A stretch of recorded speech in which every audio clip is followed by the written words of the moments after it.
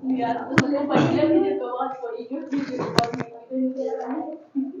से 5 याद है ना सभी को? एक पार्ट से पार्ट पार्ट 5। हाँ हाँ वो पेपर है ना, निकालो पहला वाला पेपर।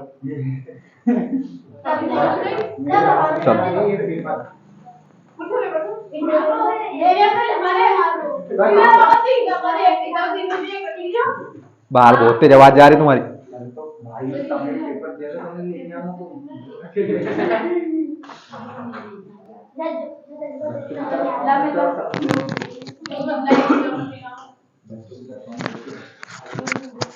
निकालो पहला सवाल। हैं? हाँ टिक द करेक्ट से ये याद है क्या? 25 नंबर नहीं याद है, बाद में भले याद हो, उससे क्या हो। पहले का पहला, जब A1 बटे A2 बराबर B1 बटे B2 बराबर C1 बटे C2। समझ लो बोर्ड साहब किस लिए उठाया होगा। बोल रहा हूँ समझ में नहीं आ रहा। A1 बटे A2 बराबर B1 बटे B2 बराबर C1 बटे C2 हो तो समीकरण निकाय A1 x plus B1 y plus C1 बराबर 0, A2 x plus B2 y plus C2 बराबर 0 किस प्रकार का हल होगा? कोई हल नहीं होगा। सबको ये सब याद है, आपको कोई हल नहीं होगा, देख लो आप।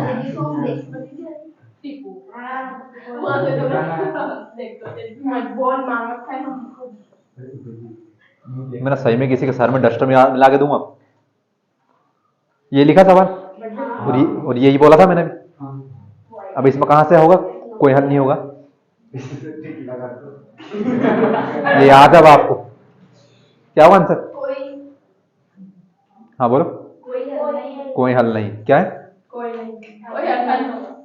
भेड़ चाल चल लो सब, एक के पीछे एक, एक के पीछे एक, एक के पीछे एक। क्या अनेक हल होगा इसका? कोई हल नहीं होगा, कोई हल नहीं होगा। एक ने बताया, दूसरे ने बताया, तीसरे ने बताया। जब बताया था कि सारे सारे आपस में बराबर हो तो क्या होता है? जब सारे सारे आपस में बराबर होंगे तो बहुत सारे हल होंगे, अनेक हल होंगे। मेरे सर खुजाने काम बचेगा आज तो, ऐसा लग रही है मेरे को। कहाँ बताया कोई हल नहीं? आप निकाल के बताओ आपकी कॉपी, बताओ कहाँ पे। तो मानने को तैयार नहीं है। रेखा दूसरी लिखिए A1 बटे A2 B1 बटे B2 बराबर C1 बटे C2 नहीं है। इसमें कौन सा हल होगा? कौन सा हल होगा? इसमें होगा कोई हल नहीं, देयर इज नो सॉल्यूशन, कोई हल नहीं। और बचा एक आखिरी, अब जो पूछो वो वही बताना। A1 बटे A2 बराबर नहीं है B1 बटे B2, कौन सी रेखा होगी? प्रतिच्छेदी रेखा। यानी कि यह हल किस प्रकार का? अद्वितीय हल। और रेखा किस प्रकार की है? प्रतिच्छेदी रेखा। अब पेपर आएगा हमारे पास, इसी प्रकार के सवाल आएंगे। पूछे किस प्रकार की रेखा है? रेखा किस प्रकार की है? तो समांतर रेखा है, समपाती रेखा हो गई। परीक्षा के टाइम में इसे कंफ्यूजन होता है, ऊपर वाली नीचे वाली होती, नीचे वाली ऊपर वाली होती है। जब कोई हल नहीं होगा, जब मैंने आपको अच्छे से बताया था उदाहरण देके कि when two line never meet each other, भैया इन दोनों का आपस में मिलन होगा ही नहीं कभी, बताओ।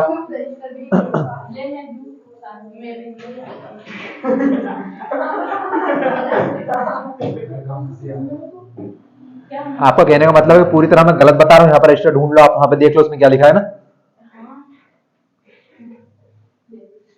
यहाँ पर सामने खड़ा हूँ बताने के लिए, भैया इतना गलत नहीं बताऊंगा आपको। 7-5-6 महीने से पढ़ रहे हो, इतना तो विश्वास कर लो कम से कम।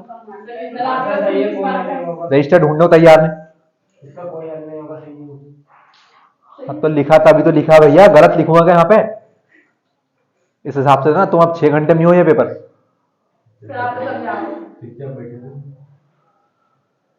पक्का लिख लो भाई तुम्हारी कॉपी में, मार्कर से लिख लो, पेन से मिट जाए तो, किन तीनों में से एक रेखा आएगी आपकी। तीनों में से कुछ ना कुछ आएगा, या तो इसका हल पूछेगा, या इसका हल पूछेगा, इसका हल पूछेगा, या इसकी रेखा, या इसकी रेखा, इसकी रेखा, पक्का आना है इनमें से।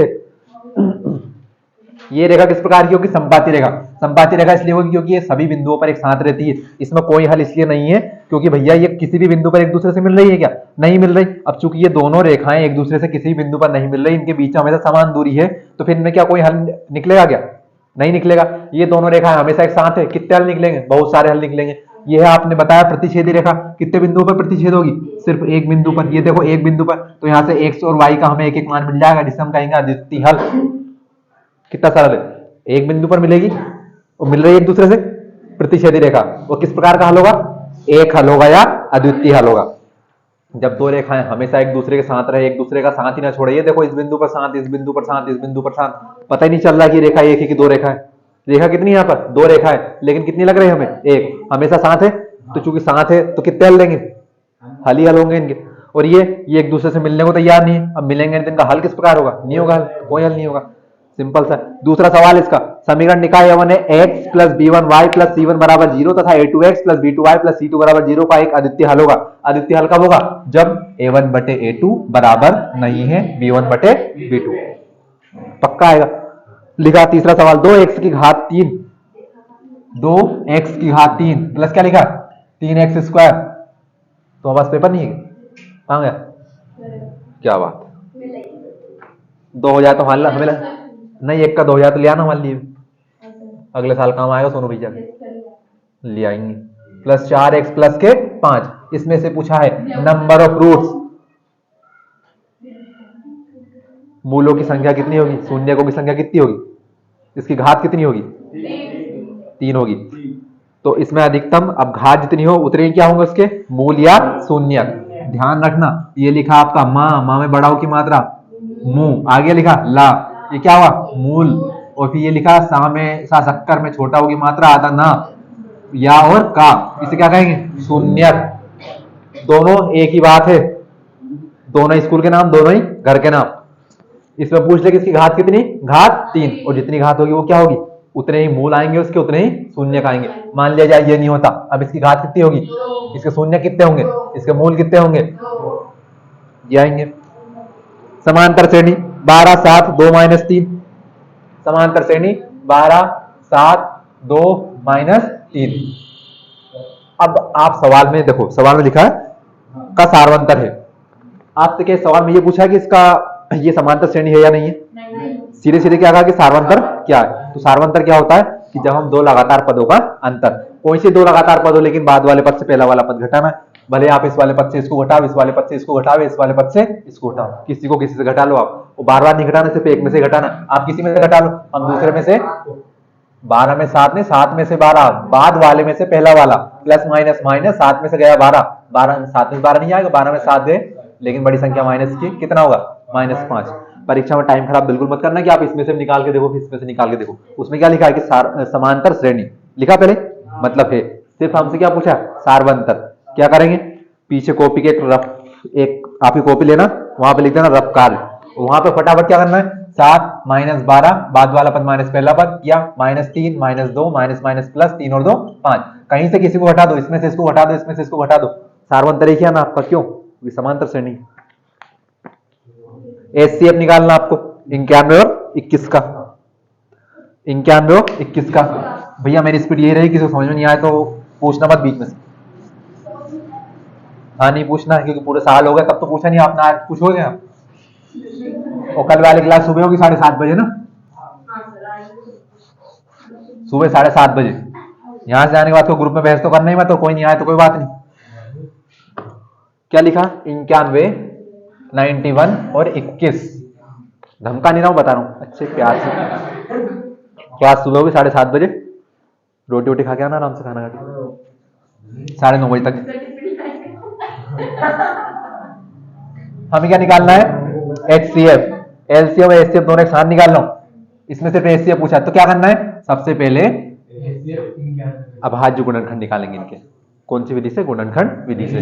तो अब देखिए लास्ट में 1 है, यानी कि विषम संख्या, विषम संख्या यानी कि 2 का भाग तो नहीं जाएगा, तो 3 का भाग का मैंने आपको हल्का सा नियम बताया, छोटा सा, क्या करना चाहिए, दोनों संख्याओं को जोड़ लो, 9 और 1 10, जितनी संख्याओं सभी को जोड़ लो, उसमें 10 को देखो, वो संख्या जो आपका योग आ रहा है, क्या वो 3 के पहाड़े में आ रही है, 9 और 1 10, क्या 10 3 के पहाड़े में आएगा, मतलब इसे पक्की सी बात है 3 का भाग नहीं जाएगा। अब क्या हम इसमें 4 का भाग देंगे, क्या नहीं देंगे, क्योंकि हम क्या निकाल रहे हैं, हम निकाल रहे हैं अभाज्य गुणनखंड।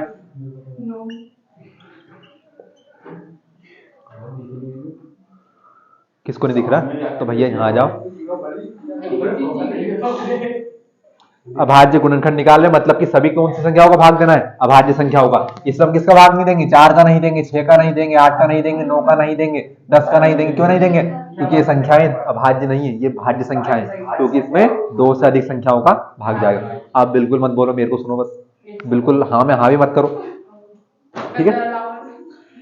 गर्दन, हाँ मैं तो वहां तक देख ही नहीं रहा हूँ, हिलाओ तो हिलाओ, नहीं तो भले मत। हाँ तो अब देखिए, इसमें 2 का भाग नहीं गया, 2 सबसे छोटी भाज्य संख्या, 3 उसके बाद क्या आएगी, 5।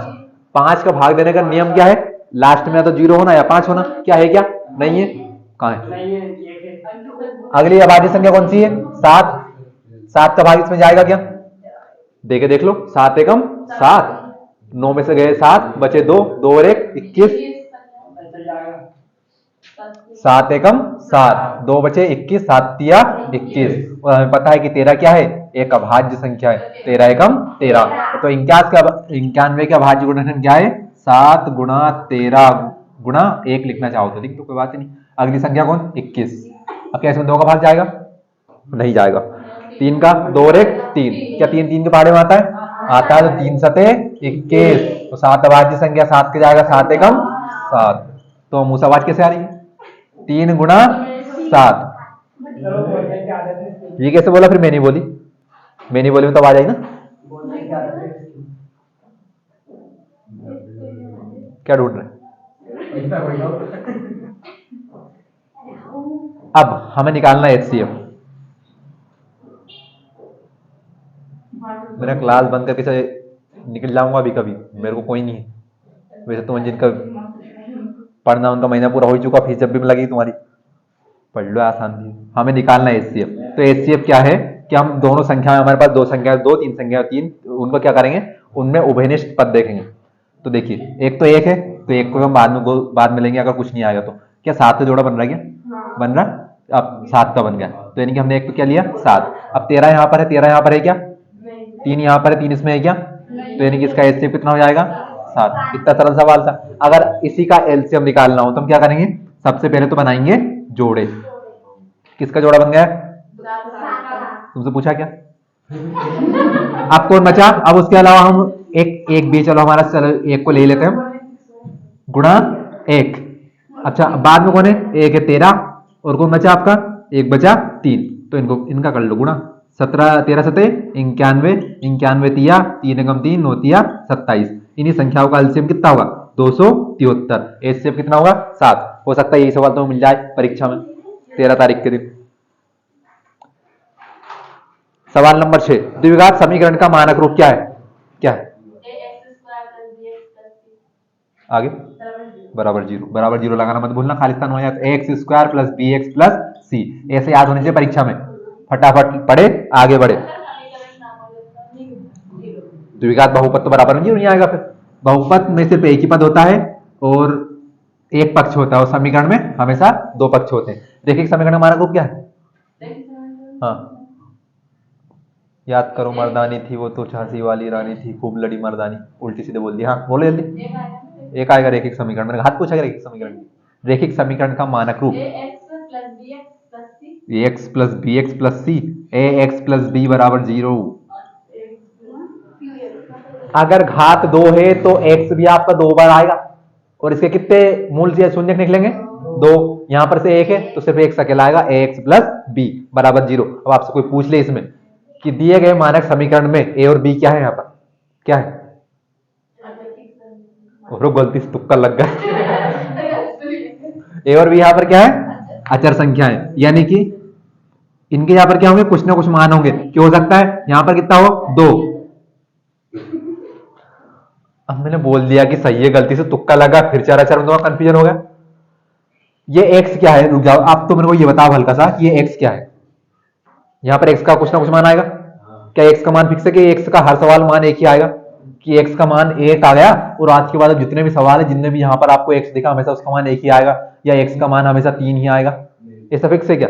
तो यानी कि x के मान बदलते रहते हैं। अब यहाँ पर ये a भी क्या है, कुछ संख्याएं आएंगी कि हो सकता है समीकरण ऐसा लिखा हो कि 2x - 4 बराबर 0।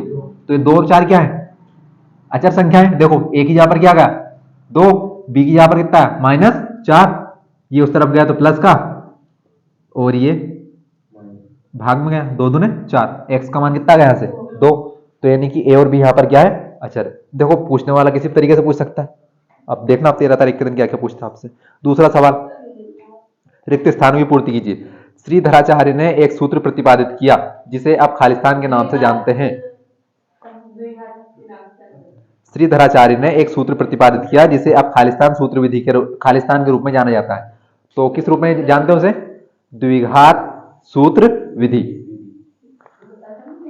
ये एक सूत्र दिया, एक व्यक्ति थे Sridharacharya, -b plus minus under the root b square minus के 4ac। ये सूत्र प्रतिपादित किया था उन्होंने उन आलसी बच्चों के लिए कि जो अगर आपके पास एक समीकरण हो, किस प्रकार का समीकरण हो, एक्स स्क्वायर माइनस के 15x प्लस के 5 कितने 10 और 5 15 10 5 50 कि इस प्रकार का समीकरण हो आपको दिया हो, और अब आपको भैया इसके मूल निकालने। कितने मूल आएंगे इससे? कितने शून्य आएंगे? 2 आएंगे, क्योंकि x की घात 2 है। अब या तो एक तरीका यह है कि दो संख्याओं ढूंढो जिनको जोड़ने घटाने पर तो 15 आए और उन्हीं का गुणा करने पर प्लस का 50 आए।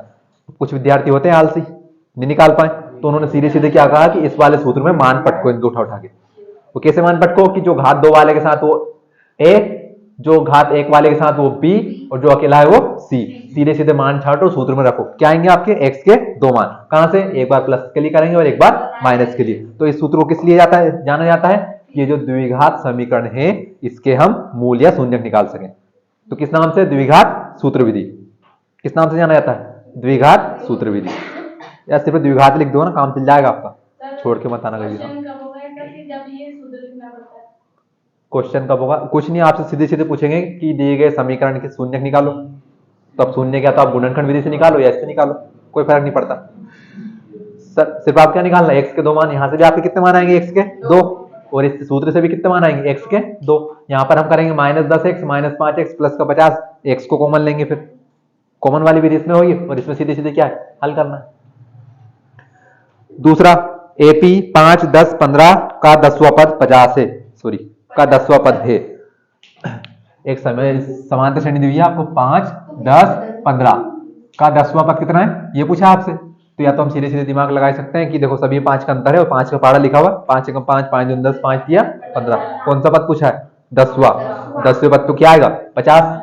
भैया हम तो भूल गए, हमें तो नहीं पता। तो हम जानते हैं कि 10वें पद का सूत्र क्या होता है? a plus 9d। एक कम करना है, 19 बोल दो। तो भैया अब क्या करना है? इसमें से निकालो a का मान। तो a कितना होगा? यहां से a होगा 5, d क्या होगा? दूसरा पद माइनस पहला पद, 10 - 5, d बराबर कितना? 5। तो a 10 बराबर a का मान 5 प्लस 9 गुणा d का मान 5, 9 पंजे 45, 45 और 5 50। समांतर श्रेणी का 10वां पद कितना होगा? 50। इसका तीसरा सवाल, बोर्ड से मिटा मिटा की हालत खराब हो जाएगी, अच्छे से लग रही है मुझे। किसी बिंदु की लिखा हो कि एक्स अक्ष से दूरी खालिस्तान कहलाती है, बताओ क्या कहलाती है? अब आपको ये नहीं पता होगा।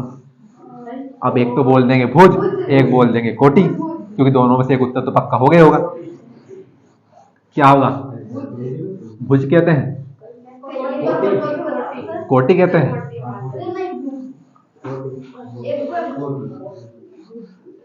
यकीन मानो इसमें सिर्फ 2 ऑप्शन, अगर 4 ऑप्शन होते ना तो आप चारों को चारों बोल देते। यही दिमाग है आपका।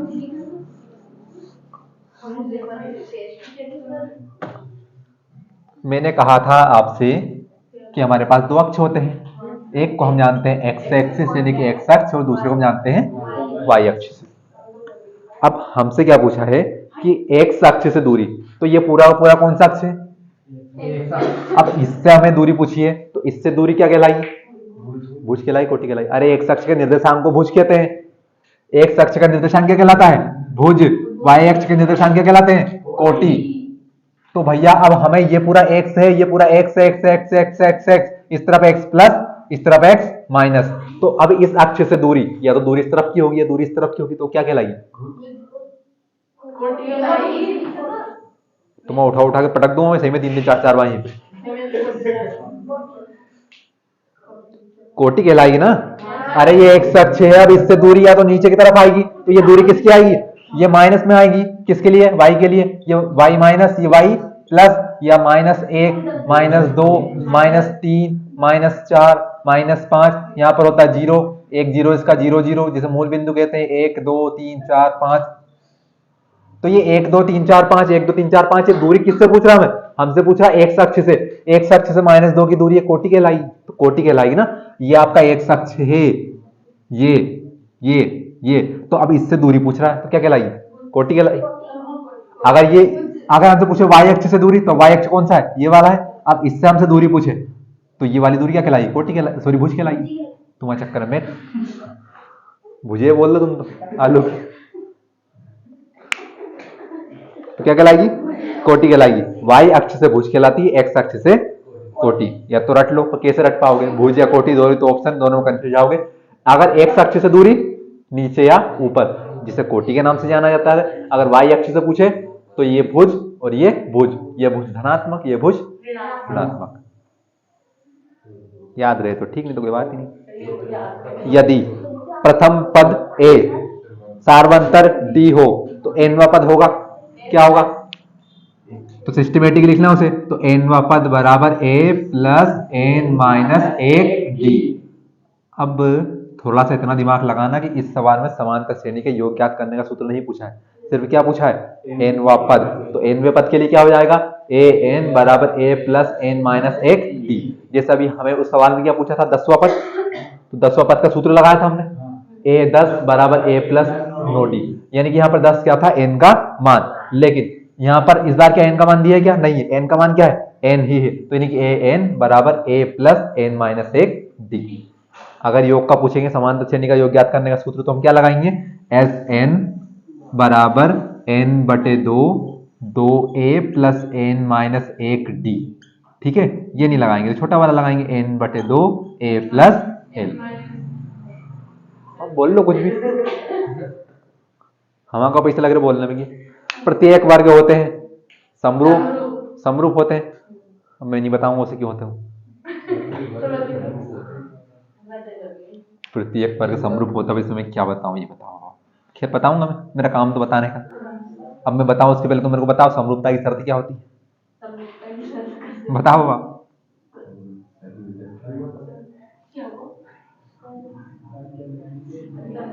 What will be the condition of similar of two polynomial? दो बहुभुज के समरूप होने की शर्त क्या होती है? भूल गए? हाँ बोल दो, देख के बोल दो। हाँ बोलो। एक का हूं तो संगत कोण बराबर होने चाहिए, कहा था। वो संगत भुजाओं का अनुपात आपस में बराबर होना चाहिए। अब आपको इन दोनों, ये दोनों वर्ग के प्रकार, ये दोनों चतुर्भुज के प्रकार, वर्ग वर्ग का पूछा हमसे। तो आपको इस आकृति में और इस आकृति में अंतर क्या दिख रहा है? कि ये थोड़ी छोटी है और ये इससे बड़ी है। यानी कि हो सकता है इसकी भुजा 1 सेंटीमीटर और इसकी भुजा 3 सेंटीमीटर। वर्ग क्या होता है? हाँ, दो ही मान लो आप, तो मन से बड़ा कौन सा ना। तो अब देखिए वर्ग क्या होता है? जिसकी सभी भुजाएं आपस में क्या हो? बराबर बराबर हो और दोनों विकर्ण बराबर हो। अब ये भुजा 1 है तो ये भी कितनी होगी? 1। ये भी कितनी होगी? 1। ये भी कितनी होगी? 1। ये भुजा 2 है तो ये भी कितनी होगी? 2। ये भी कितनी होगी? 2। और ये भी कितनी होगी आपकी? 2 होगी। अब क्या कहा? संगत कोण बराबर होने चाहिए, यानी कि यहाँ पर क्या आएगा आपका? ए बी सी डी आएगा। ये वाला कोण, ये वाला कोण, ये वाला कोण, ये वाला कोण, ये वाले कोण इसके बराबर होना चाहिए, ये इसके बराबर होना चाहिए, ये इसके बराबर होना चाहिए और ये इसके बराबर होना चाहिए। अब हम वर्ग के हिसाब से जानते हैं कि वर्ग आप इतना बड़ा बनाओ या वर्ग आप इतना बड़ा बना दो। सभी के चारों कोनों पर क्या 4 समकोण बनते हैं क्या? अभी घोड़ा वाला सवाल कराया था मैंने, घास खिलाई थी, उसमें बताया था कि चारों कोनों पर क्या बनते हैं? 4 समकोण। तो ये बच्चा, इसमें चारों कोनों पर 4 समकोण बनेंगे। ये इसके बड़े पापा, इससे 4 कोनों पर 4 समकोण बनेंगे। इसमें भी बनेंगे समकोण और इसमें भी। क्योंकि इनके सभी के आपस में कोण बराबर होंगे क्या? सभी क्या होंगे? 90 90 90 90 90 90 90 90 90 90 90, यानी कि इनके संगत कोण तो आपस में बराबर। साथ में संगत भुजाएं। अब इसको लेंगे हम इसके साथ तो 1/2, इसको लेंगे इसके साथ 1/2, इसको लेंगे इसके साथ 1/2 और इसको लेंगे इसके साथ 1/2। सभी भुजाओं का अनुपात बराबर है 1/2 1/2 1/2 और 1/2। तो संगत कोण बराबर होने चाहिए, बराबर है। संगत भुजाएं बराबर होनी चाहिए, बराबर है। तो यानी कि क्या होगा? समरूप होगा। दोनों त्रिभुज कैसे होंगे आपके? समरूप होंगे। बस इतना सा बताना। दो बहुपद का योग होता है, क्या होता है? रट लो, एक बहुपद होता है। क्यों बहुपद होता है? अब देखिए, दो बहुपद लिखने हमें बस, आप कैसे लिख लो? आपसे कहा गया रेखिक समीकरण होना चाहिए, रेखिक बहुपद या द्विघात बहुपद या त्रिघात बहुपद, ऐसा कुछ बोला क्या? नहीं कहा। सिर्फ क्या कहा कि दो बहुपद का योग होता है। तो मान लिया जाए एक बहुपद हम ये ले ले x प्लस 2, और एक बहुपद ले लिया हमने 3x स्क्वायर प्लस का 2, कुछ भी ले लो आप। तो दो छोटे छोटे बहुपद, दोनों को जोड़ो। अब इन हम दोनों को जोड़ेंगे। 3x स्क्वायर, क्या यहाँ पर कोई x स्क्वायर वाला है क्या? नहीं है। यहाँ पर x कोई x वाला है क्या? नहीं है। दो और दो कितने हो गए? 4। ये भी एक बहुपद था, ये भी एक बहुपद था, दोनों बहुपदों को हमने जोड़ा, ये क्या बना? एक बहुपद बना। क्या मैं खुद पढ़ रहा हूं यहाँ पर? सामने क्यों नहीं देख रहे हो? सर आपने मना करा था, हम देख रहे हैं, बोल रहे थे। नहीं, बोलने की थोड़ी कहा मैंने आपसे। भैया अपना पेपर कर रहे हैं, आप नीचे देख रहे हैं, आपकी अपनी बातें चल रही हैं, आप उतारने में व्यस्त हैं। ये क्या है? अब मैंने बता दिया क्या पर है? हाँ, एक बहुपद है, एक बहुपद ये था, एक बहुपद ये था, दोनों को मैंने जोड़ दिया, फिर भी क्या बना? एक बहुपद ही। तो दो बहुपदों का योग क्या होता है? एक बहुपद।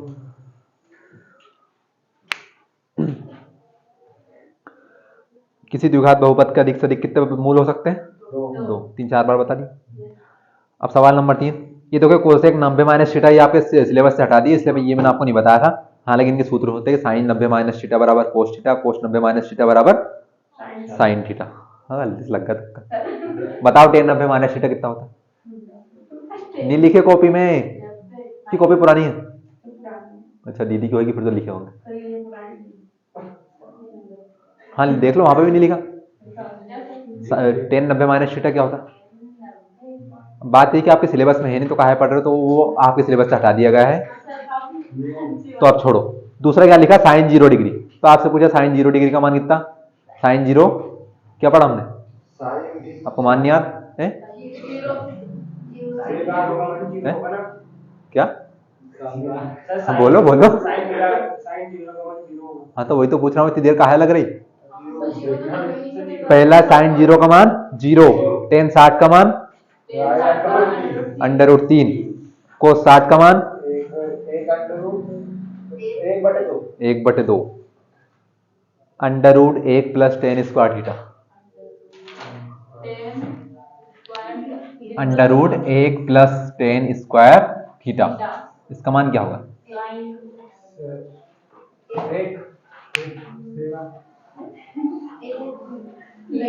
सेगा के जूते आते भैया।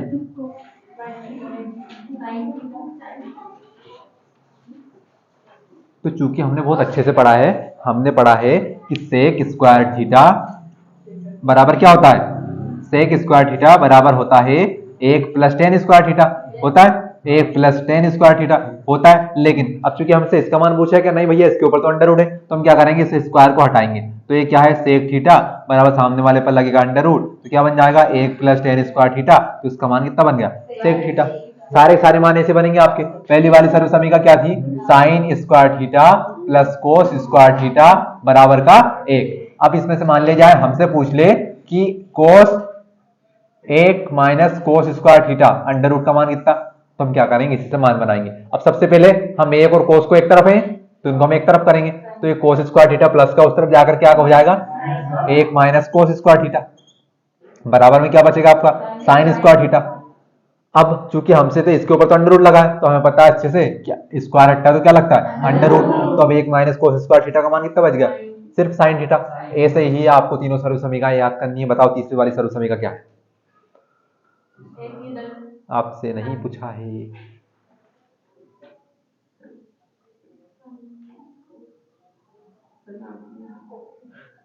क्या है आप तुम्हें 75 नंबर ऐसे आएंगे? क्या आएगा तीसरी वाली सर्वसमीका? बताओ।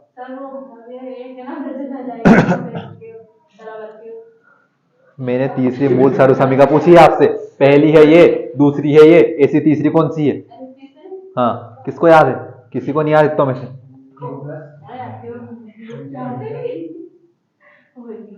कोसेक स्क्वायर थीटा बराबर 1 प्लस कोट स्क्वायर थीटा। तो मुझे साइन निकला, गलत तो बोलो मत। याद थे तो क्या पूछा था मैंने? क्या पूछा था मैंने आपसे? तो इससे कितने बनेंगे? 3 4 इससे बनेंगे, 3 4 इससे बनेंगे और 3 4 इससे बनेंगे।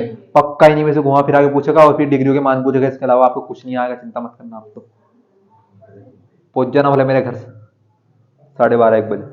नहीं मिलूंगा हालांकि मैं 5 बजे पहुंच जाना भले मेरे घर शाम को। क्यों आ जाओगे पेपर लेके? कुछ नहीं आए तो पहुंच जाना मेरे घर, ये बोल रहा हूँ। सब कुछ आएगा मैं कह रहा हूँ। मैं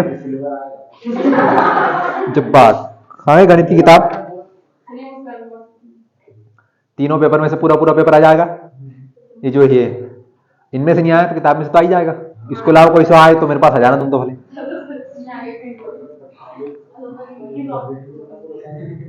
अब भैया एक शब्द एक वाक्य में हमें लिखना है उत्तर। तो द्विघात समीकरण a x square plus b x plus c बराबर 0 में विविक्त कर का सूत्र क्या है? क्या है विविक्त कर का सूत्र? आपने पढ़ा है अच्छे से? क्या है विविक्त कर का सूत्र? एस एन डिस्क्रिमिनेट पूछ रहा हूं मैं। विविक्त कर, द्विघात समीकरण में विविक्त कर डी। हाँ हाँ 2 स्क्वायर हाँ बी स्क्वायर माइनस 4ac। अरे देख के बता लें दो। तो डी बराबर क्या होता है? बी स्क्वायर माइनस का 4ac। ये क्या है? विविक्त कर के नाम से जानते हैं इसे, विविक्त कर।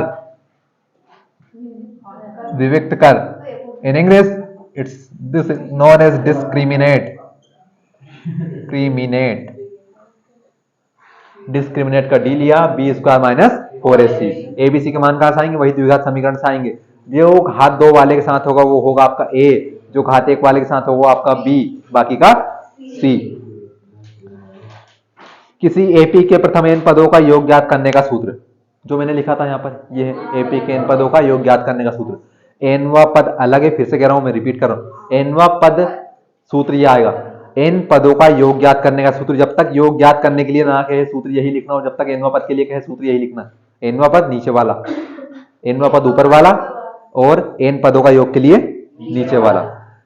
परिभाषा नंबर 3, उन्नयन गुण की परिभाषा कौन बोल के बताएगा? हाँ।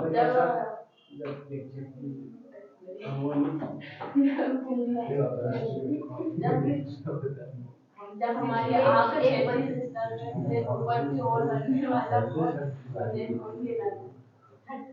क्षैतिज रेखा और दृष्टि रेखा। क्षैतिज रेखा क्या होती है? जो पृथ्वी के समांतर हो, यानी कि अब मैं खड़ा तो मेरे समांतर ये आंख गई वहां लगेगी बिल्कुल जितनी मेरी हाइट। ठीक है, तो ये तो हो गई क्षैतिज रेखा और दृष्टि रेखा। कि मैं अगर उस कोने में कुछ मान छिपकली नहीं है, आज छिपकली देखी होती बैठी होती, मैं देखता उसको, उसकी आंखों में देखता। तो ये हो गई दृष्टि रेखा और ये हो गई, सॉरी, ये हो गई क्षैतिज रेखा और ये हो गई दृष्टि रेखा। दृष्टि रेखा और क्षैतिज रेखा। अब क्षैतिज रेखा इसी आएगी, दोनों के बीच में बनने वाला कोण। लेकिन कब? जब वस्तु क्षैतिज रेखा के ऊपर हो, उसे हम क्या कहेंगे? उन्नयन कोण।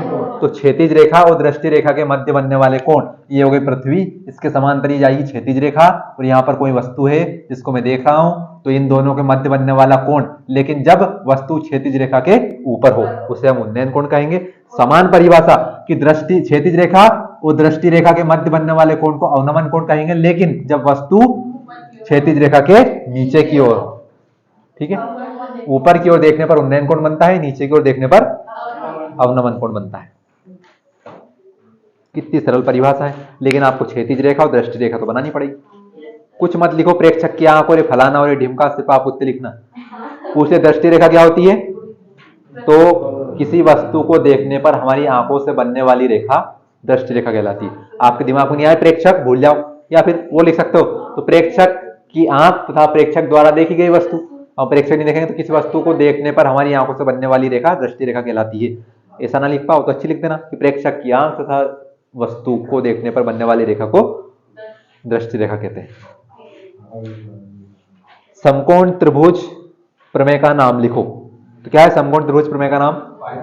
पाइथागोरस प्रमेय। और अगर कह दे कि समकोण त्रिभुज प्रमेय का कथन लिखो, फिर क्या लिखोगे?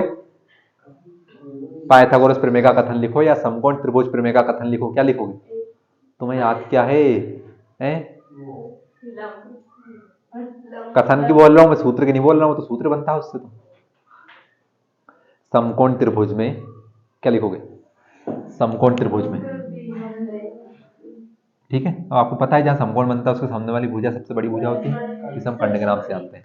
तो क्या करना है कि समकोण त्रिभुज में सबसे बड़ी भुजा का वर्ग अन्य दोनों भुजाओं के वर्गों के योग के बराबर होता है। हम क्या इसको ऐसे लिखते हैं, क्या ये कर्ण है, ये हमारा लंब है और ये हम आधार है। तो हम क्या इसको सूत्र में ऐसे लिखेंगे क्या कि कर्ण का वर्ग बराबर आधार का वर्ग प्लस लंब का वर्ग, लंब का वर्ग। तो देखिए क्या कहा कि सबसे बड़ी भुजा का वर्ग, ये रही सबसे बड़ी भुजा, सबसे बड़ी भुजा का वर्ग अन्य दो भुजाओं के वर्गों, तो इसका भी वर्ग और इसका भी वर्ग, वर्ग यानी कि स्क्वायर, वर्गों के योग के बराबर होता है। ये बीच में क्या लगा बराबर। कितना सरल है, सब कुछ आपको देख के लिखना है, चित्र बना लेना, चित्र से देख के लिखना। समकोण त्रिभुज में सबसे बड़ी भुजा का वर्ग अन्य दोनों भुजाओं के वर्गों के योग के बराबर होता है। यदि a बराबर बी क्यू तो a एवं b में क्या संबंध है, तो ये एक दूसरे के क्या है, गुणांक है और भाज्य है, कुछ भी लिख दो, एक भाज्य और एक भाजक है, या फिर लिख दो सीधे सीधे गुणांक, एक भाज्य के भाजक या सीधे सीधे गुणांक लिख दो आप, तो ये एक दूसरे के क्या है, गुणांक है। प्रश्न क्रमांक 5, सही गलत का उत्तर चुनिए, सही गलत चुनिए। लिखा है कि x गुणा एक्स स्क्वायर माइनस 1 बराबर 0 में x का मान 0 और 1 है, तो सत्य है क्या, सत्य?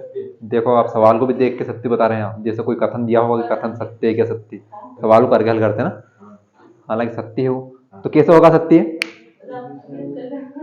ये सत्य कैसे होगा आप बता, किसके लिए जीता था, जिसके लिए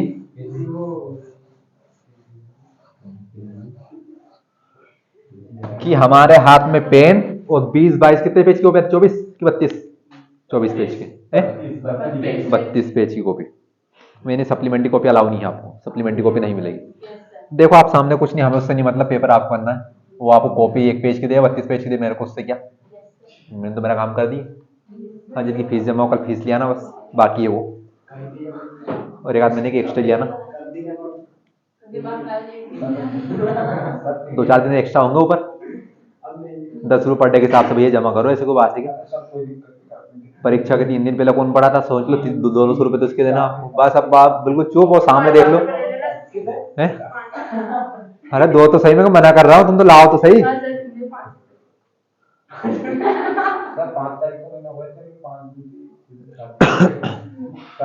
मैं सवाल कर दूं आगे, 2 महीना बाद में पूरा करना।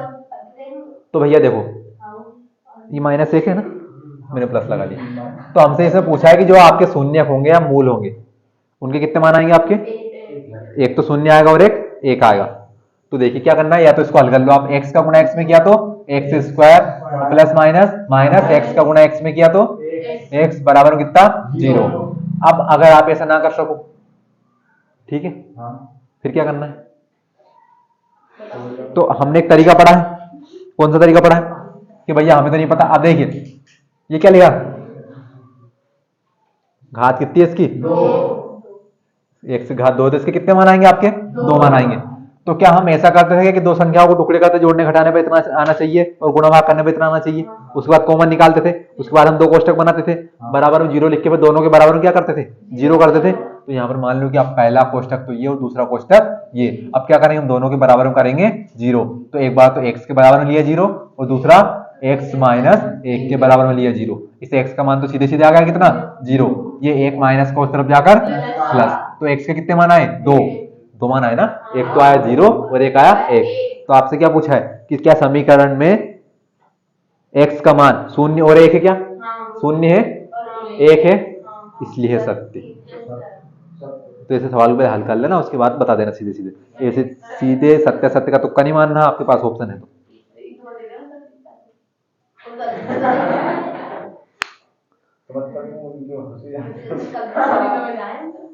मतलब मेरे को 15 मिनट हो गए चिल्लाते चिल्लाते, आधा घंटे हो गए, तो तुम पहले बोलते थे तो हम बता देगा सवाल कर दो।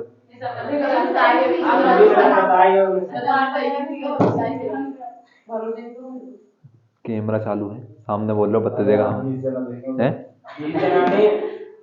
गलती से जांच हो गई किसी की तो बता दे, मेरे पूछना है बताओ ये किसने बोला बता दे। इसके नाम नहीं पहुंच जाऊंगा मैं तो।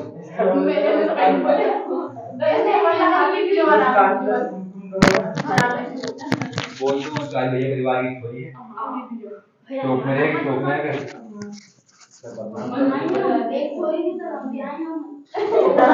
सब दो छोरी है देख लो, ऐसे तुम्हारा दोस्त यहीं पे साथ छोटे हो ही नहीं हो।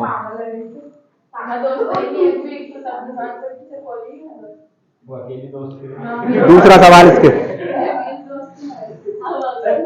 समरूप त्रिभुज के क्षेत्रफल सदैव बराबर होते हैं। समरूप त्रिभुज के क्षेत्रफल सदैव बराबर होते हैं, किसने कहा है? उनके क्षेत्रफल पूछा, और क्षेत्रफल क्या होते हैं कि जितनी भी भुजाएं हो, अब त्रिभुज की बात कर रहे हैं तो कितनी भुजा होंगी? 3 भुजा, तो तीनों भुजाओं के तो द्वारा घेरा गया क्षेत्र क्या कहलाता है? आपका क्षेत्रफल कहलाता। अब मान लिया जाए कि एक त्रिभुज आपका छोटा सा बना और एक त्रिभुज आपका बड़ा सा बना, तो क्या दोनों त्रिभुज आपके समरूप हो सकते हैं? बिल्कुल हो सकते हैं, अगर इनके संगत कोण बराबर हो और संगत भुजाओं का अनुपात आपस में बराबर हो। लेकिन आपसे ये नहीं पूछा, आपसे पूछा क्षेत्रफल। अब देखो तीनों भुजाओं के बीच में कितनी सी जगह है और इसके बीच में कितनी सारी जगह है, तो क्या इन दोनों का क्षेत्रफल आपस में बराबर है क्या? तो यही तो पूछा है, तो बराबर होते तो क्या है? असत्य है, सत्य नहीं है, क्या है? असत्य। समरूप त्रिभुज, क्या समरूप त्रिभुज छोटे बड़े हो सकते नहीं हो सकते? हो सकते, हो सकता है इसकी भुजा कम इसकी भुजा ज्यादा हो जाए, संगत कोण बराबर होने चाहिए, संगत भुजाओं का अनुपात आपस में बराबर होना चाहिए, तो ये असत्य है भैया। घात 2 के किसी बहुपद का अधिक से अधिक 2 शून्य हो सकते हैं, 2 ही हो सकते हैं, तो सत्य है। चौथा लिखा है कि बाह्य बिंदु से किसी वृत्त पर खींची गई दोनों स्पर्श रेखाओं की लंबाई समान होती है। समान होती है, समान होती है, और ये प्रमेय है जो कि हमें पढ़ी है कि किसी एक बिंदु से इसके ऊपर खींची गई स्पर्श रेखाओं की लंबाई आपस में क्या होती है? बराबर। यानी कि जितना मान इसका है उतने मान किसी ये नीचे वाली का होगा। और कितनी अधिकतम स्पर्श रेखाएं खींची जा सकती है किसी बाहरी बिंदु से? सिर्फ 2, और दोनों की लंबाई आपस में बराबर होगी, समान होगी, तो यानी सत्य है आपका। बिंदु पी एक्स वाई की मूल बिंदु से दूरी √x² + y² है, सत्य है। ये मैंने आपको सूत्र बताया था, सूत्र कैसे बताया था कि मूल बिंदु की दूरी क्या होती है आपकी? मूल बिंदु के निर्देशांक क्या होते हैं? 0 0, और 0 0 की दूरी हमें किससे बनानी है? एक्स वाई से, एक्स वाई से। सवाल पूछा ना कि पी एक्स वाई की मूल बिंदु से दूरी, तो ये तो होगा आपका पी एक्स वाई। मान लो इसको हम ऐसा लिख दें कि पी एक्स वाई की मूल बिंदु से दूरी, मूल बिंदु को मान ले क्यों, तो इसके निर्देशांक क्या आ जाएंगे? 0 0। पानी लाना है? हाँ भैया, तो दूरी का सूत्र हम क्या लगाएंगे? x2 - x1 का whole square plus y2 - y1 का होल स्क्वायर। अब क्या करेंगे? इसमें से ये होगा आपका x1 y1, ये क्या होगा आपका x2 y2। x2 का मान कितना? 0 माइनस x1 का मान कितना? x पूरे का स्क्वायर, बीच में क्या है? प्लस।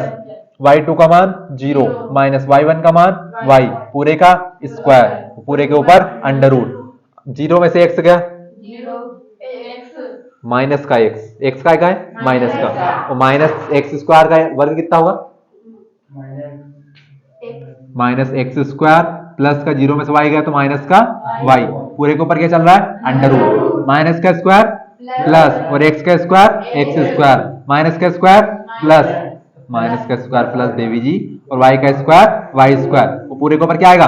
Under root. यही लिखा। तो क्या पी एक्स वाई की मूल बिंदु से दूरी ये होती है क्या? तो यानी क्या हो जाएगा? सत्य हो जाएगा।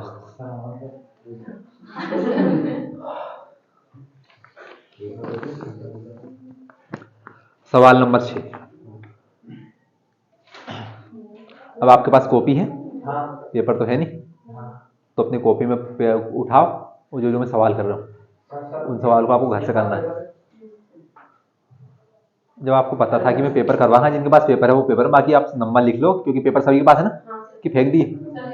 कोई बात नहीं, फेंक दिए हो। तो जैसे मैंने कहा कि सवाल नंबर 6 का आप कर लेना घर जाके। अब सवाल नंबर 6 लिखा है कि संख्याओं 6 और 20 के अभाज्य गुणनखंड विधि से एचसीएफ और एलसीएम ज्ञात कीजिए। सवाल नंबर 6 अथवा के ऊपर वाला घर से कर लेना। अभाज्य गुणनखंड विधि द्वारा क्या करना है? एलसीएम और एचसीएफ। जैसे मैंने निकाला था ना 91 और 21 का, ऐसे निकालना। कर लोगे? मैं मेन सवाल करो कि ये भी करके बताऊंगा आपको। इसके जस्ट नीचे में, हाँ तुम्हारे हिसाब से तो 11 बजे तक यहीं बैठे आओगे। इसके नीचे एक और सवाल लिखा है 96 और 404 का भाज्य गुणनखंड विधि द्वारा एलसीएम और एचसीएफ ज्ञात कीजिए। वही पहला भाज्य गुणनखंड निकालने हैं, उसके बाद उनके जोड़े बनाने हैं। छठा ये छठे का अथवा वाला है। छठे के दोनों सवाल आपको घर जा करने हैं, करना पूरा पेपर ही है।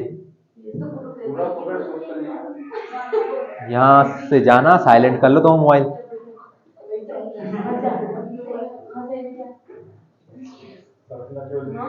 बात सुनो मेरी, पेपर सभी के पास है। जैसे ही आपकी क्लास छूटे घर जाना, खाना खाना आराम से, पूरा पेपर आज ही सोल्व करना है पूरी रात में। जितने बजे? सुबह 7:30 बजे फिर से कोचिंग आना है। हाँ तभी तो होगा तुम्हारा 3 दिन में रिवीजन कैसे होगा, क्योंकि तुमने पिछले 2 दिन में तो कुछ किया नहीं होगा। हाँ सही बात है, नहीं किया।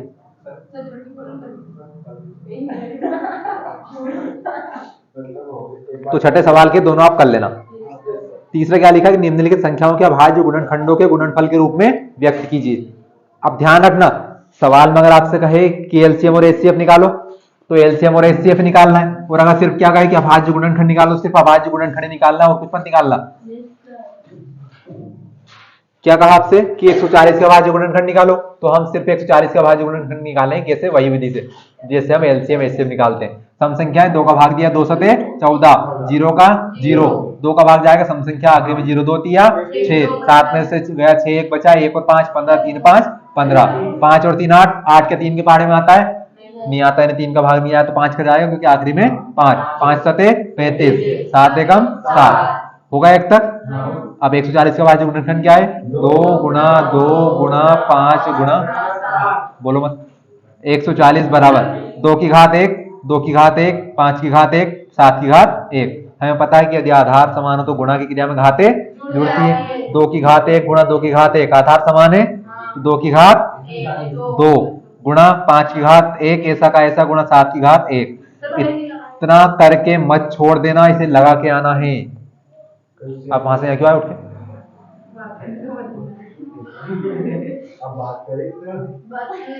चुपचाप बैठ जाना। हाँ इस तरफ देखना, अब आपने कहा ना बात करना नहीं है, सामने देखना, आप मुंह से आवाज नहीं जाए बिल्कुल भी। भले कोई बोल ले पूरी क्लास में, आपको नहीं बोलना। देखो आप मास्टर की तो कोई कदर ही नहीं है। भागो यार।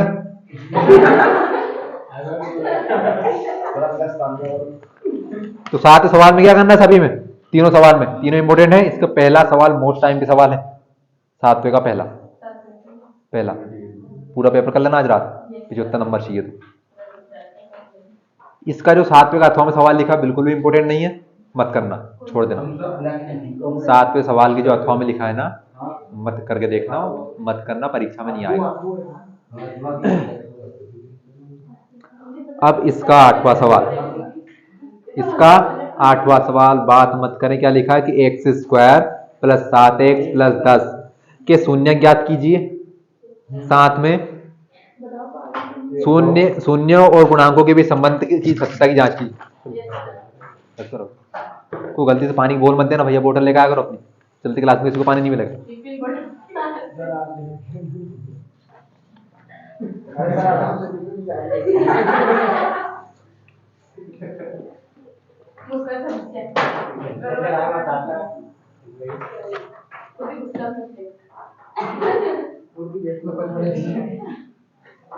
x² + 7x + का 10 क्या है? एक द्विघात बहुपद है, और द्विघात बहुपद में क्या करना है?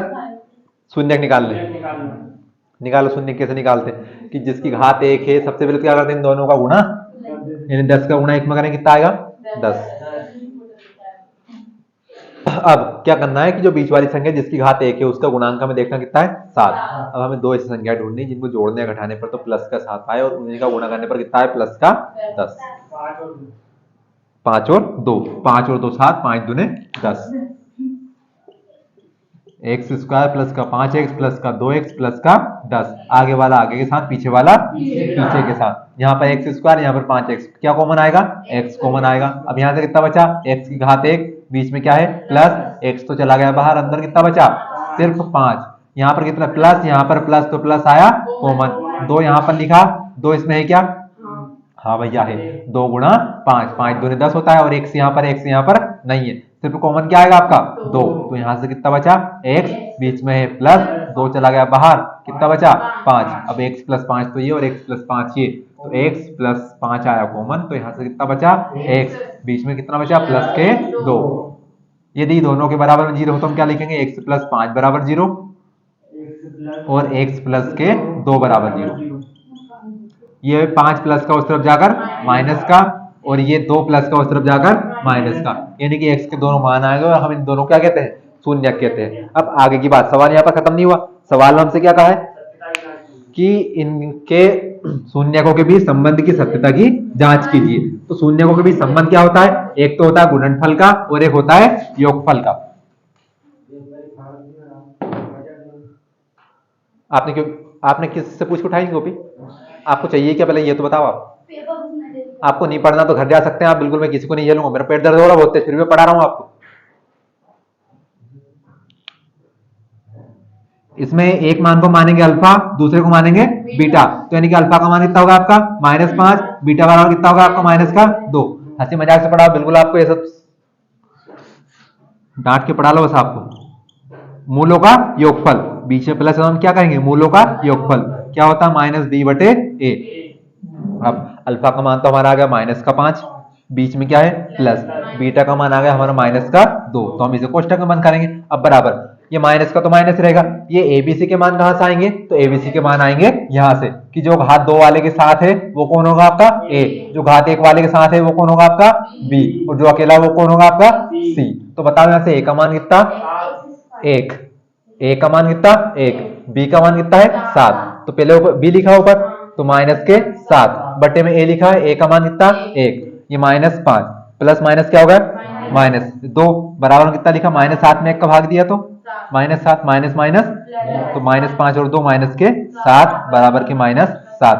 अब अगर यहाँ पर जाके आपके मान आपस में बराबर नहीं हो रहे, मतलब कि या तो आपने गुणांक गलत लिखे हैं या फिर आपके मूलों का मान गलत है। ये तो कब हुआ, मूलों का योगफल। अब मूलों का गुणनफल क्या होगा, अल्फा डॉट बीटा बराबर c/a। अल्फा का मान कितना है हमारा -5 और गुणा बीटा का मान -2, हमने इसे कोष्टक में बंद कर दिया। c का मान हमारा कितना है 10, a का मान कितना है 1, माइनस का माइनस में गुणा करेंगे क्या होगा प्लस, 5 का गुणा 2 में किया तो 10, 10 में 1 का भाग दिया तो ये 10 बराबर 10, यानी कि शून्यकों की सत्यता की जांच हुई। तो सवाल अगर पूरा गया तो पूरा करके आना, सिर्फ शून्यक निकाल के मत छोड़ देना। सिर्फ कहे कि बहुपद के शून्यक निकालिए, यहीं पर छोड़ देना। कहे कि संबंधों के बीच, मूलों के संबंधों के बीच सत्यता की जांच कीजिए, तो फिर सत्यता की जांच भी करनी। ये था आपका 8वां सवाल। इसके अथवा वाला है x² - 3, बिल्कुल समान टाइप का सवाल है, x² - 3। हम क्या मान लेंगे शुरू में, इसको इसके बराबर क्या मान लेंगे 0, क्योंकि यहां से हमारे पास क्या b का मान है क्या, यहाँ पर देखो जो x की घात 1 है, x की घात 1 है क्या यहाँ पर नहीं है, कहाँ है, सिर्फ x की घात 2 लिखी है, x की घात 1 नहीं है। तो अब इसमें b का मान नहीं है हमारे पास, तो सीधे सीधे हमने बराबर में क्या लगा दिए 0। अब ये 3 माइनस का बराबर को उस तरफ जाकर प्लस का, और ये स्क्वायर हटेगा, इसके ऊपर क्या लगेगा अंडर रूट, लेकिन स्क्वायर के बाद एक संख्या तो प्लस में आती है और एक संख्या माइनस में, तो x का एक मान तो होगा √3 प्लस वाला, दूसरा मान हुआ x बराबर माइनस का √3, ये अल्फा का मान, ये बीटा का मान। फिर से आपको मूलों की सत्यता की जांच करनी है इसी प्रकार -b/a। अच्छा बताओ तो इसमें b का मान कितना होगा, बहुत तेज आवाज लग गई मेरे को। इस द्विघात बहुपद में b का मान कितना होगा, जिस हमने यहाँ निकाला ना, a का मान 1, b का मान कितना होगा 0 होगा, 0 -3 नहीं होगा। जो अकेला होता है वो कौन होता है c। देखो यहाँ पर 10 के साथ क्या x से x² है क्या, जो अकेला होता है वो कौन होगा आपका c। x की घात 1 के साथ, इसकी x की घात कुछ नहीं कितनी 1, x की घात 1 के साथ जो भी लिखा है वो होगा b का गुणांक, जो x की घात 2 के साथ लिखा है वो होगा आपका a का गुणांक, ध्यान रखना। तो यहाँ से b का मान कितना है 0। सत्यता की जांच करनी है बस, कर ले रहा सवालों घर जाके। एक द्विघात बहुपद ज्ञात कीजिए जिनके शून्य नहीं लिखा हो, शून्यकों का योग लिखा है भैया, उसमें लिख दिया शून्य, जिसके मूलों का योगफल और गुणनफल हमें दिया है। तो बताओ तो कौन बताएगा द्विघात समीकरण बनाने का सूत्र क्या होता है, कौन बताएगा। What is the formula of making quadratic polynomial? x², आगे गुणा थीटा, थीटा आ गया इसमें, देखो अब आप अल्फा प्लस बीटा फिर सब खिचड़ी बना दी आपने। असो है, असो नहीं है, असो है। एक्स स्क्वायर माइनस का alpha plus beta x plus alpha dot beta. अब सवाल में आपसे क्या कहा है, शून्यकों का योग तथा गुणनफल क्रमशः -3 और 2 है। मोस्ट टाइम भी सवाल है शून्यकों का योग। तो शून्यकों का योग क्या होता है, अल्फा प्लस बीटा। देखो कितने शून्यक होंगे द्विघात बहुपद के, 2, एक होगा अल्फा और एक होगा बीटा। दोनों का अल्फा प्लस बीटा का योग कितना, -3। दोनों का गुणनफल तो गुणा कर दो, कितना 2। सूत्र में सीधे सीधे मान रख दो, x square minus alpha plus beta का मान कितना, -3। आगे कितना लिखा है, x plus alpha dot beta का मान कितना 2। X square minus minus plus 3 का गुणा किया एक्स में प्लस का, ये रहा आपका द्विघात बहुपद। इतने सड़े सड़े सरल सरल सवाल है। हाँ तो क्या है अब इसमें,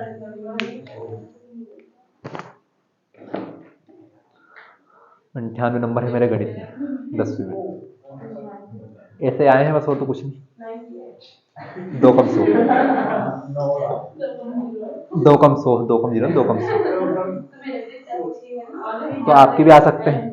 और जब कोई प्रैक्टिकल नहीं होता, पूरा 100 नंबर का पेपर ही होता था आपका, मतलब हमारा अब 75 नंबर का है बस। क्या हुआ, मैं ऐसे स्कूल में था जिसमें कोचिंग जाना वो नहीं था, परमिशन नहीं थी कोचिंग जाने की, नहीं गया था कोचिंग सही में। आपको हौसला बढ़ाने के लिए बोल दूं मैं कि नंबर आते हैं, मेरे भी आए हैं। तुमसे बोला था कि मैं 36 नंबर तो यहाँ पढ़ा था, तुम 36 नंबर वाला आदमी पढ़ा सकता है, पढ़ा सकता है, पढ़ा सकता है, लेकिन मैं नहीं पढ़ा। अब बोल दोगे तेरे तो 36 नंबर आए, कहां से आएंगे हमारे नंबर, कोई गलती से बोल दे सामने आगे तो। हाँ, इसका अथवा वाला सवाल, निम्न द्विघात बहुपद शून्य ज्ञात किए तथा शून्य को गुणांकों के बीच संबंध की सत्यता की जांच कीजिए। इसके चारों में से पहला दूसरा, हालांकि सारे इंपोर्टेंट ही सवाल है इसमें, आप करोगे 2-2 मिनट के सारे सवाल हैं, ये सारे सवाल कर लेना आप। हाँ नहीं हो तो कल पूछ लेना भाई, ये इसलिए बोल रहा हूँ कि पूरा पेपर आज रात ही कर लेना, 3-4 घंटे लगेंगे और क्या।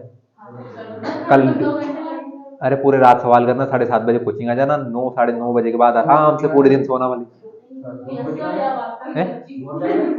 क्या कहा था मैंने शुरू में, मैंने शुरुआत में क्या कहा था कि सुबह 7:30 बजे कोचिंग है, किसी को आना है तो आइए। ग्रुप में बहस मत करना कि भैया हम नहीं आ पाएंगे सुबह, हाँ जो भी करे बस आप सामने देखो। 10वां सवाल, अनुपातों A1/A2 बराबर B1/C2 और C1/C2 ज्ञात कीजिए। तो इसमें बेसिकली या तो आपको रेखा बतानी होगी या फिर हल बताना होगा, हल किस प्रकार का है। यानी कि हमारे पास दोनों समीकरण लिखे हुए, रेखा में कंफ्यूजन नहीं होना है। अभी मैंने वही थी उसी से तो शुरुआत की थी। पहला सवाल लिखा 3x + 2y बराबर के 5। दूसरा समीकरण लिखा है 2x - 3y बराबर का 7। अब या तो आपसे इसमें रेखा पूछेगा या हल पूछेगा, किस प्रकार का हल होगा। तो हमें पहले क्या करनी है, A1/A2, हाँ B1/B2 और C1/C2। तो पहले से बीच में कुछ भी नहीं लगाना है, बराबर या बराबर नहीं, पहले सिर्फ क्या लगाना है, कोमा। इनकी हमें करनी है तुलना।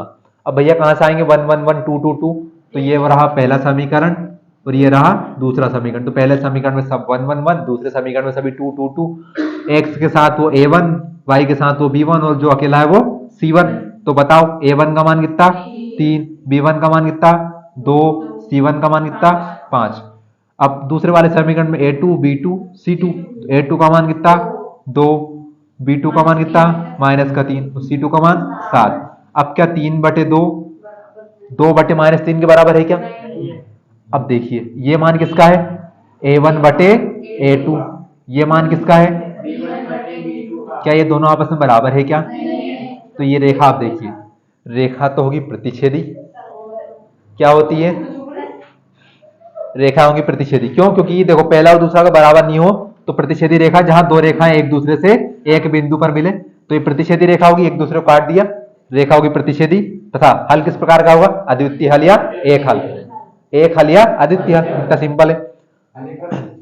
अनेक हल नहीं होगा, अद्वितीय यूनिक सॉल्यूशन। एक हल सिर्फ x का मान 1, y का मान 1, यानी कि एक संख्या ही आएगी, एक नहीं आएगा। इसी का जस्ट दूसरा सवाल क्या लिखा है भैया, 2x माइनस 3y बराबर के 8, 4x माइनस का 6y बराबर का 9। फिर से तुलना करेंगे तो a1 b1 c1 a2 b2 c2 2/4 minus 3/-6 और 8/9, 2 एकम 2, 2 दूने 4। देखिए यहाँ पर ये हल नहीं हो रहे थे तो हमने हल नहीं किया, यहाँ पर हल हो रहे हैं तो हल कर रहे हैं। माइनस से गया माइनस, 3 एकम 3, 3 दूने 6, ये हो रहे क्या? नहीं हो रहे। तो ये बचा 1/2, ये बचा 1/2, ये बचा 8/9। क्या ये दोनों आपस में बराबर हैं? क्या ये दोनों आपस में बराबर है क्या? तो अब हम इनको लिखेंगे। ये मान किसका? a1 अनुपात a2। ये मान किसका?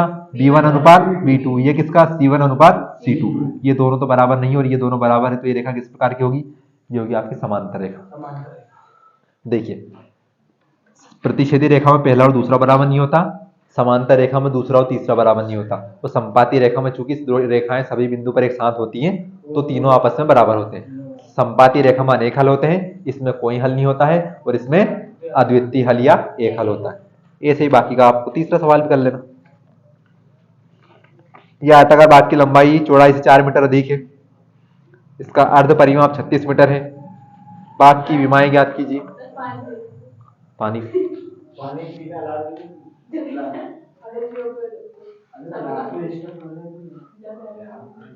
पानी पियो भैया पियो। बात यह है कि एक से पीने के लिए कहेंगे, फिर दूसरा हमें भी चाहिए, हमें भी चाहिए, हमें भी चाहिए, फिर तुम्हारी बात शुरू हो जाएगी पीछे पीछे।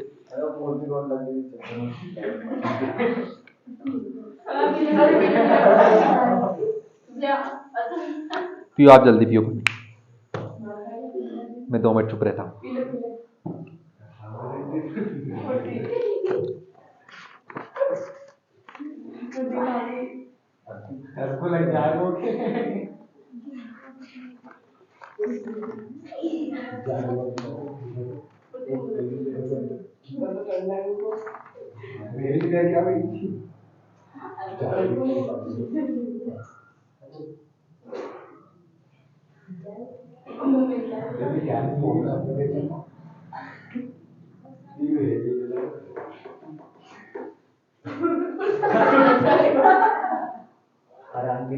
पी लेना यार भैया, यार क्या है?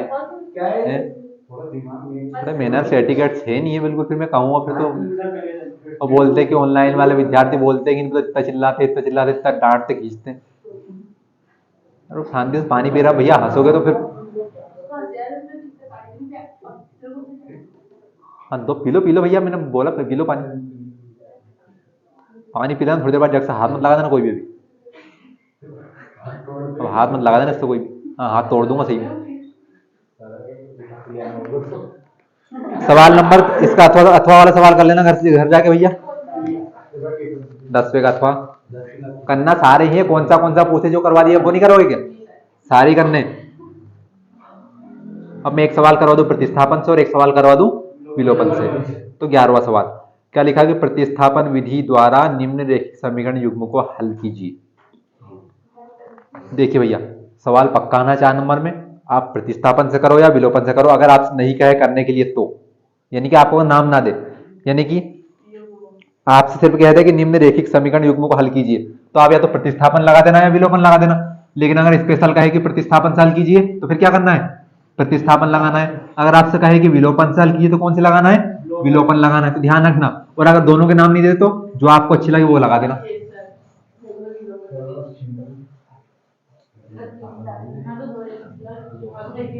अच्छा पगदंडी क्या होता है? पगदंडी पता आपको? पतली सी नहीं, मोरम वाली कच्ची रास्ता को कहते हैं जिसपे डामर और कंक्रीट नहीं होता। तो यानी कि आपसे कोई कहते कि भैया यहाँ से आपको अमलाई जाना है तो जैसे आपकी इच्छा हो चले जाओ आप।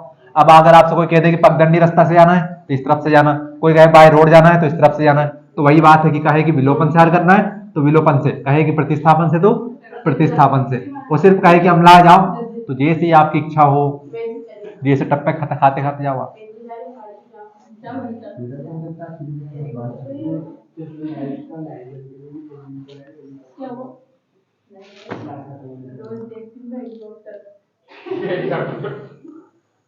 हाँ तो सवाल कह रहा है आपका 7x माइनस 15y बराबर 2।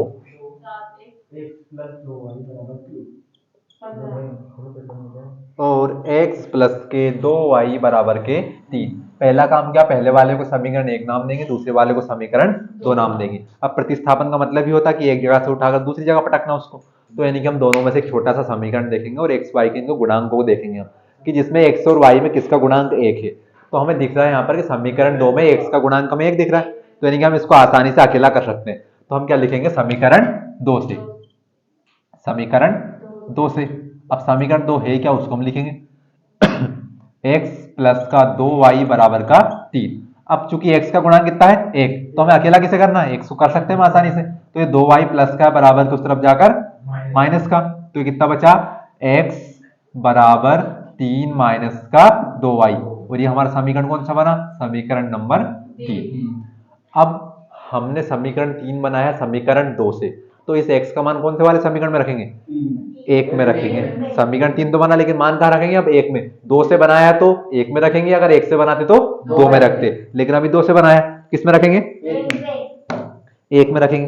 तो रखो, पहले हमें लिखना पड़ेगा कि समीकरण 1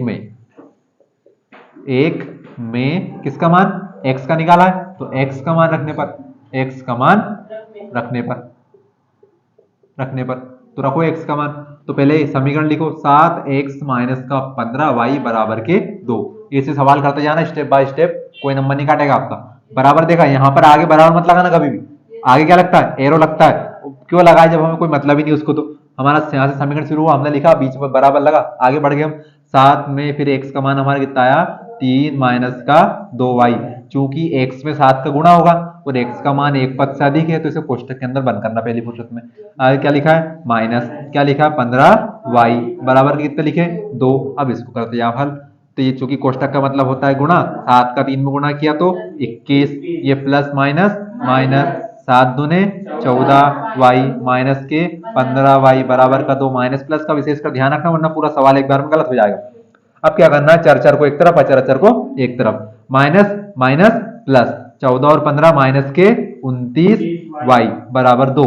ये 21 प्लस का उस तरफ जाकर माइनस का 21, प्लस माइनस माइनस के कितने बचे, 19, ये कितना माइनस का 29y, माइनस से गया माइनस। अब ये y को हम करेंगे अकेला, तो 29 गुणा में उस तरफ आ जाएगा भाग में, तो y का मान कितना आया, 19/29। अब x का मान तो निकाल लिए, y का मान वो निकालना है। तो y का मान समीकरण क्या हुआ, y का मान क्यों निकाला, y का मान तो निकाला है अब। हाँ तो y का मान निकाल लिया, अब x का वो निकालना है। किवा गई होगी देवी जी, गलती माफ कर दो। तो y का मान कहाँ रखेंगे, छोटा वाला समीकरण कौन है, 3, y का मान समीकरण 3 में रखने पर। तो समीकरण 3 क्या है, x बराबर 3 माइनस 2y। कृपया करके बातें ना करें, 3 के बटे में कुछ नहीं है, तो 1 माइनस 2 गुणा y का मान कितना है, 19/29। और गुणा में क्या होता है, ऊपर ऊपर का गुणा और नीचे नीचे का गुणा। अब गलती से इस 29 का 19 का 2 में करके 3 में गुणा मत कर देना, इन दोनों के होगा बस 3/1, तो ऐसा का ऐसा, माइनस 19 दूने 38 और 29 एकम 29। अब कर लो यहाँ पर क्रॉस गुणा, तो 29 का गुणा 1 में किया तो 29, 29 दिया 87, माइनस 87 माइनस 38 का गुणा 1 में किया तो 38। x बराबर प्लस माइनस 7 में से 8 नहीं जाएंगे, 17 में से 8 गए तो 9, यहाँ बचा 7 में से 3 गए तो 4, बटे में कितना बचा 29। ये रहा आपका x का मान, y का मान हमारा आया था 19/29। दोनों को एक साथ लिख देना, अगले सवाल में बढ़ जाना अच्छे से।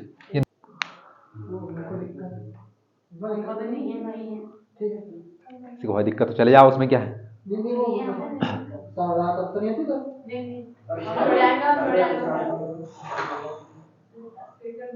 हाँ भैया, 11वां सवाल होगा अब इसके अथवा वाला सवाल।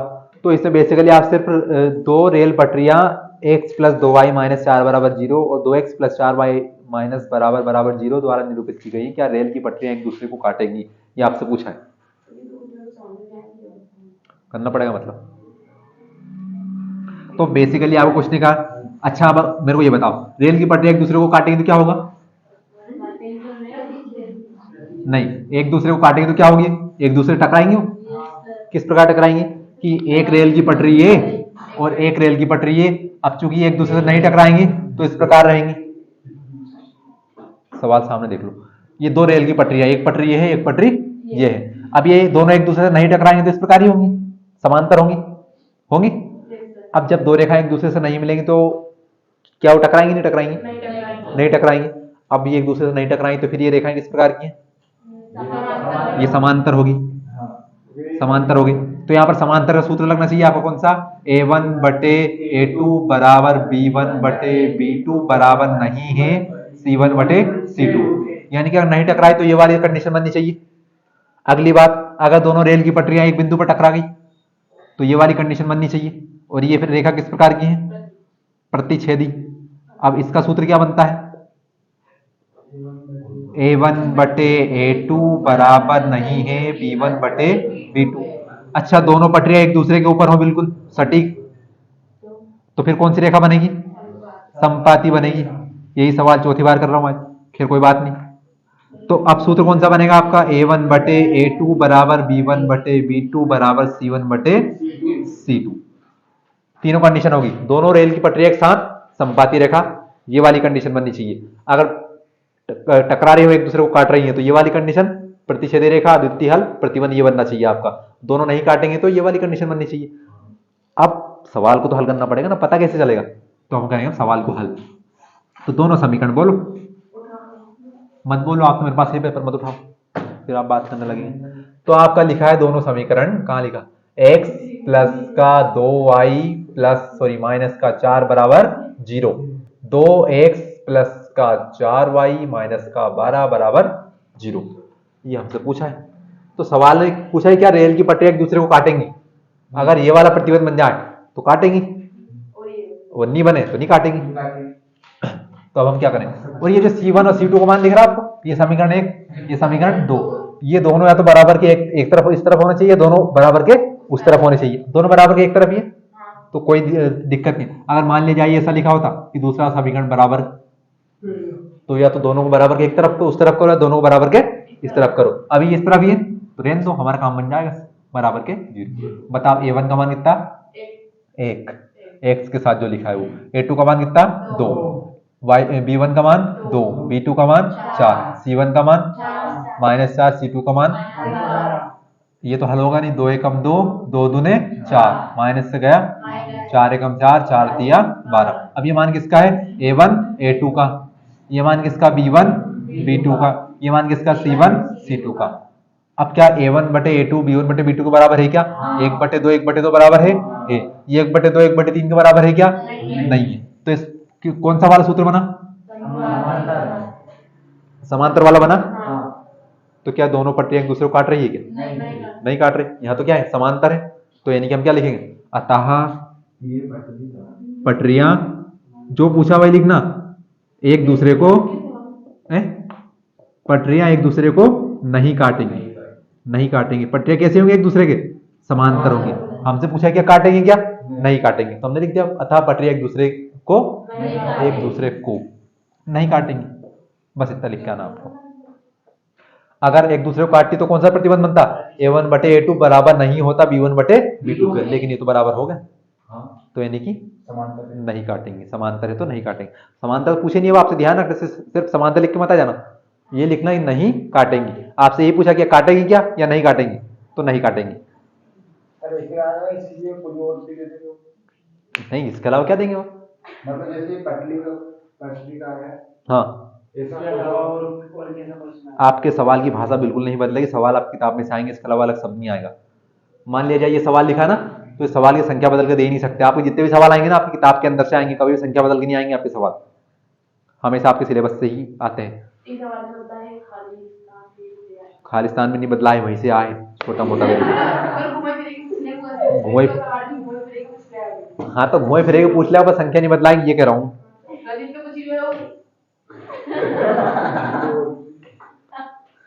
घुमाई फिरे के ऑब्जेक्टिव पूछ ले, ये नहीं पूछे। और ऑब्जेक्टिव क्या पूछेंगे?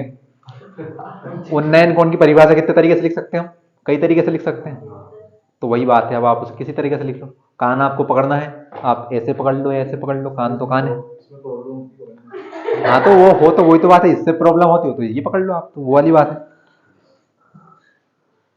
हाँ भैया, अब मैं सवाल नहीं करूंगा। विलोपन वाला करना पड़ेगा एक में कि आधा विलोपन विधि? तुम्हें याद क्या है ये तो बता दो मेरे को।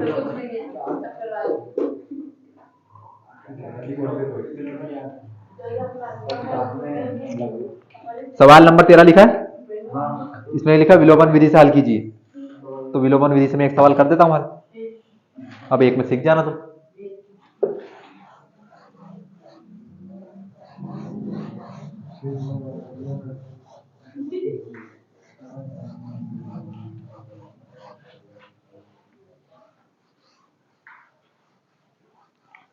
पहले तो आपको 5 महीने गणित पढ़ाया, उसमें आपको समझ में नहीं आया। फिर आपको 1.5 महीने में रिवीजन कराया, अब आपको उसमें समझ में नहीं आया। अब सोचो, आप सोचो कि हम 3 घंटे में पूरा गणित ही सीख लें। हाँ, सीख सकते हैं। अब सोचो कि अगर आपको पहले से सवाल नहीं याद होते तो क्या आपको समझ में आते क्या? समझ में उसी बात जो पहले पढ़ा। रख दो मोबाइल, फोड़ दूंगा किसी का, हाथ मत लगा देना गलती से भी। हाँ बिल्कुल, जहां जो सामान पढ़ा है पढ़ा रहने दो उसको वहीं पे। तुम्हारा कॉपी पेन के अलावा कोई मतलब नहीं तुम्हें। सवाल नंबर 13। मेरा सही में बहुत तेज पेट दर्द हो रहा है। क्या लिखा? 2x + 3y = 8। 2x + का 3y = 8। दूसरा समीकरण क्या लिखा है? 4x + 6y = 7।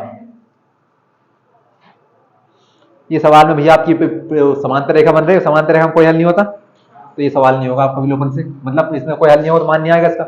इसका दूसरा सवाल देखो, 3x + 4y = 10 and the second equation is 2x - 2y = 2.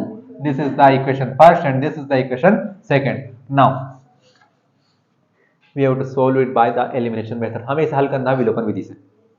ठीक है, तो विलोपन विधि में क्या करना? विलोपन का मतलब विलोम यानी कि उल्टा, माता का उल्टा पिता, पिता का उल्टा माता, लड़का का लड़की ने, लड़की का लड़का, आग का पानी ने, पानी का आग।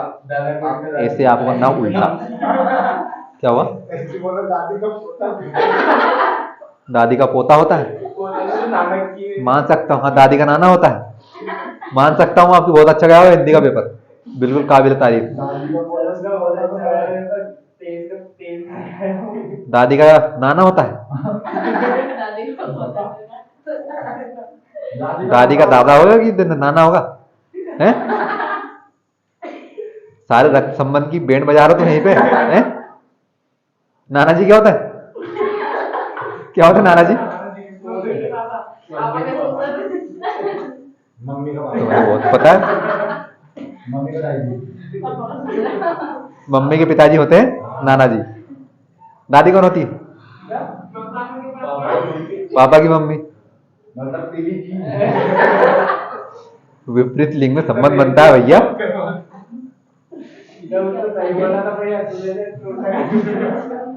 कहाँ बोला उन्होंने? पहले दादा का पोता बोला, फिर दादा का नानी बोल दिया। बस सवाल पर जाओ, बस आखिरी सवाल है आज का, last one from today, for today, आज के लिए आखिरी है। हाँ छोड़ो, आप गोली मारो दादा दादी नाना नानी को। हमें क्या करना है? विलोम करना, उल्टा करना है। यानी कि पहले वाले समीकरण वो समान गुणांकों को लेना, या तो गुणांक x के लेने या गुणांक y के लेने। ऐसा नहीं है कि यहां से तो ले लिया x का गुणांक और यहां से ले लिया y का गुणांक, या तो यहां से x का लिया तो यहां से भी किसका? x का, यहां से लिया y का तो यहां से भी y का, क्योंकि विलोम एग्जैक्ट होना चाहिए आपका। दादी के साथ नाना को लाना ही नहीं, जैसे ये गलत है ना, उसी प्रकार सवाल भी गलत हो जाएगा। दादी के साथ आएंगे दादा, पापा के साथ आएंगे मम्मी, ताऊ के साथ आएगा ताई, चाचा के साथ आएगी चाची। उसी प्रकार x के साथ कौन आएगा? x, y के साथ कौन आएगा? y। तो अब देखिए,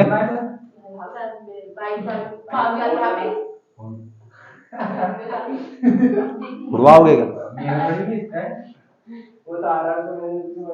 तो भैया समीकरण 1 में किसका गुणा करेंगे? मैं x का गुणांक ले रहा हूं, तो x का गुणांक यहां से कितना है? 2, और यहां से x का गुणांक कितना है? 3। अब क्या करना है? पूरे समीकरण में इनका करना है गुणा। तो अब 2 का गुणा समीकरण 1 में करेंगे, तो हम लिखेंगे यहां पर कि समीकरण 1 में, अब चूंकि वो सामने आपकी कॉपी पता नहीं कहां जाएगी, पता नहीं कौन से जिले में जाएगी, तो सामने वाला आपको जानता तो है नहीं, तो क्या समझा कि आप क्या कहना चाह रहे हैं? तो आपको लिख के बताना है कि हमने समीकरण 1 में किसका गुणा किया है? 2 का, और समीकरण 2 में किसका गुणा किया है? मैं 3 का गुणा करने पर, गुणा करने पर।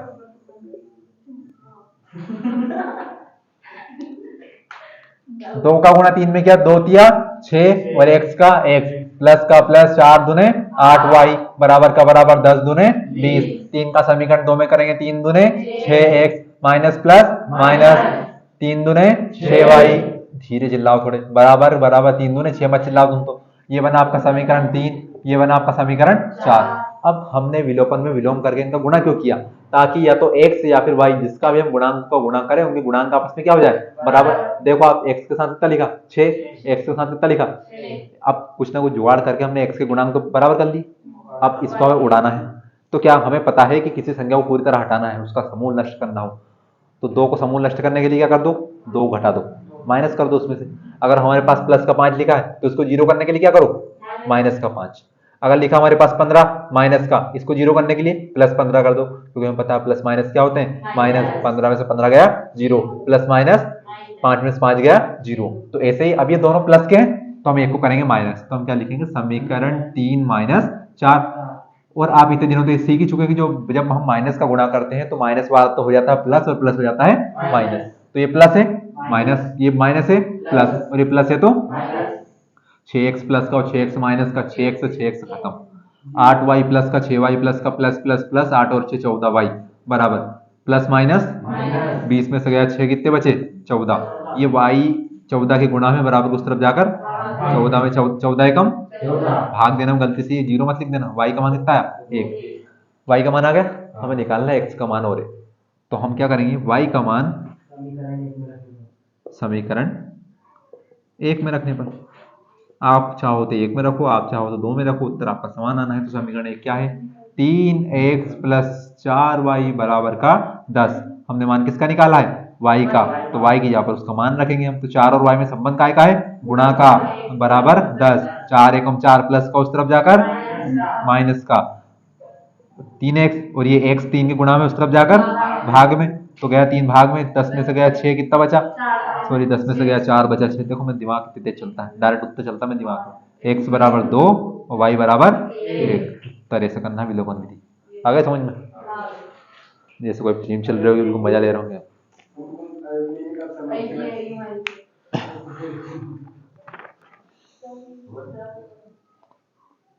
अब जाओ आप, आज के लिए बहुत है। सुबह 7:30 बजे आ जाना, आप 7:30 से पहले भले आके बैठ जाना, मैं 7:30 बजे आऊँ, 7:30 से लेट मत होना। हाँ आप चाहो तो यहाँ के आके पढ़ सकते हैं, मैं ये नहीं कह रहा हूँ, पर आप 7 बजे यहाँ आके बैठ जाओगे, मैं आऊँगा वही 7:30 बजे। भाई 7:35 तो आऊँगा, लेकिन 7:25 पे आ सकता हूँ, 7:25 के पहले नहीं आऊँगा मैं।